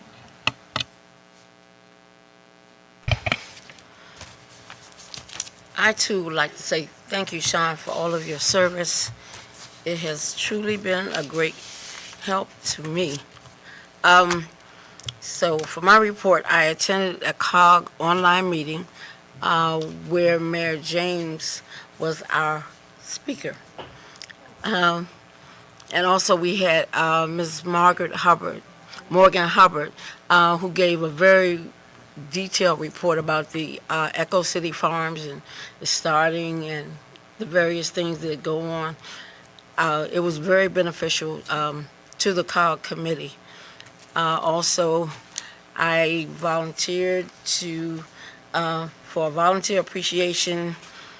Well, I sponsored a volunteer appreciation event at Parkview for the residents, which I had, I promised them it was before I got sick.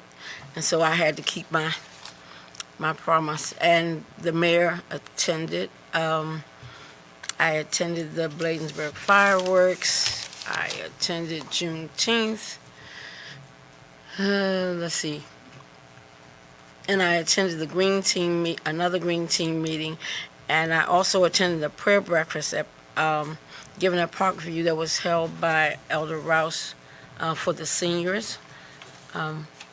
Very nice event, and they enjoyed it. And I'm going to stop right there. Thank you, Councilmember McBride. And sticking with Ward 2, Councilmember Blunt. Good evening, constituents in Ward 2 and Ward 1. I always just have comments, and speaking to the residents in Ward 1, if you're not here, if you know residents in Ward 1, seniors, can you please get in touch with Ray and give him your information so that you don't feel left out when we do have community events? Because there's a lot of houses that's located in Ward 1 opposed to Ward 2. So you might feel left out, but please get in touch with Ray and give him your information so that you can get information of what's going on. And it's mainly speaking of what just happened with Newton Green, but again, we need our seniors to know that we do care. Also, no, I've said that already, but other than that, nothing else. Thank you, Councilmember Blunt. And similar to the rest of the council members attended a lot of the same events. I'll just highlight a few. On June 8th, there was a Port Towns sector plan workshop and community event, this time Colmar Manor hosted in Laracy Park, which is located in Colmar Manor. So that was great to have MNC PPC out there soliciting more community input for the Port Town sector plan. I also attended the MML Leadership Lunch in early June, which is for their executive committee and any committee chairs to basically report out on the activities that your respective committees have done. We promoted pretty well in the town of Bladensburg the 4th grade contest If I Were Mayor. And this year we received 18 volunteers from the municipal staff and elected officials to help read the essays and judge them. We received 1,326 essays from our 4th graders across the state.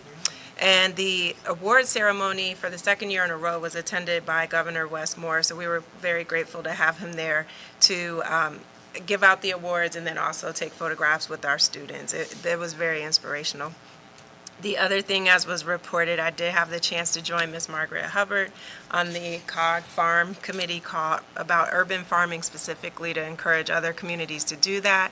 I want to celebrate the class of 1974 for Bladensburg High School. Last month, they celebrated their 50th high school class reunion. 50, yes, and they looked amazing.